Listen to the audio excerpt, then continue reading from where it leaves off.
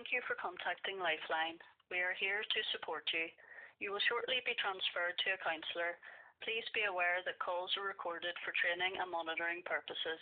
If you would prefer to have an unrecorded call, please speak to the counsellor. All our counsellors are on calls, but we do aim to answer all calls within 10 seconds. Please stay on the line.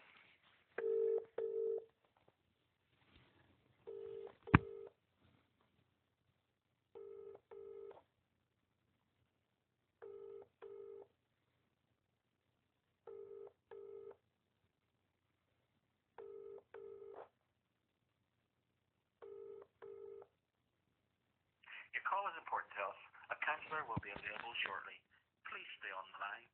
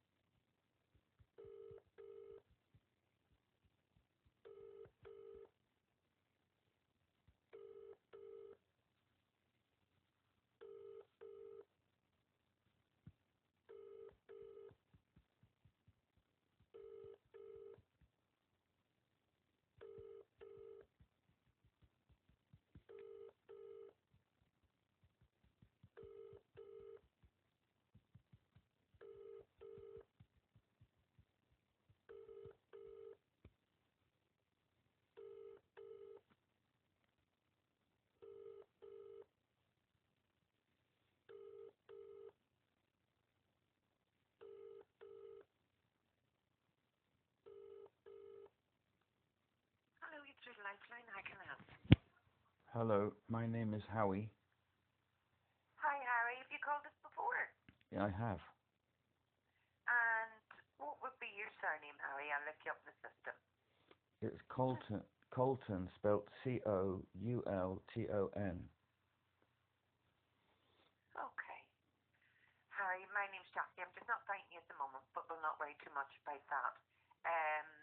My name's Jackie, and I want to let you know that everything you tell us is confidential unless you tell me you're going to harm yourself or others or any criminal activity, and we might need to pass that on.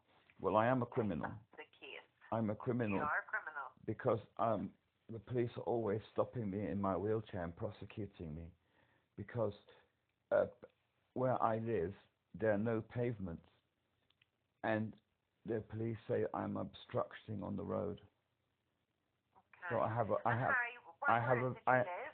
a very long criminal record in terms of obstructing traffic in my wheelchair. Yeah, and where is it you live, Harry? Glenavy. Sorry? I live in Glenavy, near Crumlin. Glenavy, yeah. So they keep arresting you because they say you're obstructing what? The traffic. You see, I'm going. Yeah. There's no pavement, so, and then the car users phone up the police saying that somebody's escaped from the old people's home, and then the police come to investigate, and then they find I'm just trying to get along the road. That's all. Yeah. I mean, occasionally they'll help me, but most of the time I get prosecuted. But isn't that because people park up on the pavement? Isn't that right? There isn't any pavement. There's nothing there. It's just country roads. There's nothing there. Yeah. Just a narrow lane. Yeah.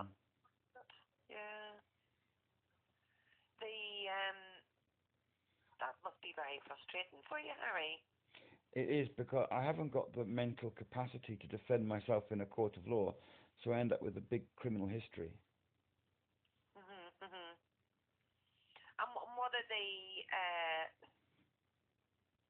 what are the charges that they say they put on you? This criminal history?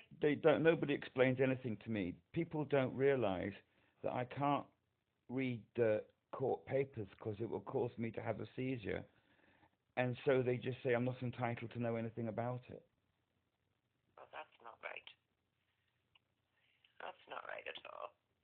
And You know. there's a lot of things I can't do now. I've got a criminal record. And what's the criminal record for being disabled.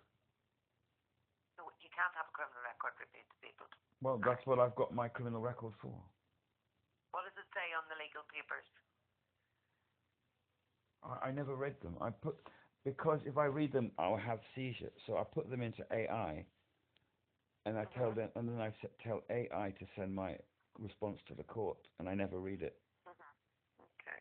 And what is it when you phoned Lifeline tonight? What was your expectation of what we could do for you? Very soon we're going to have euthanasia called assisted dying, and so I've written to the chief medical officer in Belfast, and I've written to the BSO in Belfast for my medical file, but my problem is these people are not responding to me. Right. Well, you have to get your medical file. That's law. But I can't. Have you ever contacted the Citizens Advice Bureau? I'm banned. Huh? I'm banned. You're buying what? I'm not allowed to use them because they call the security. Oh dear. Yeah, I have seizures. Sounds like you. When I go in there, I can't explain myself.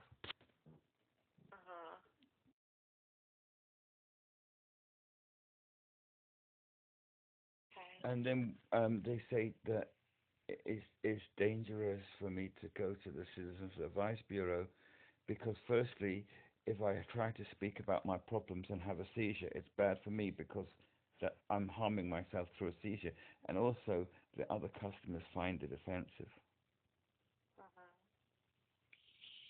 Sounds like you have a lot of obstacles in your way. Well, Harry. I haven't got mental capacity. That's what the problem is.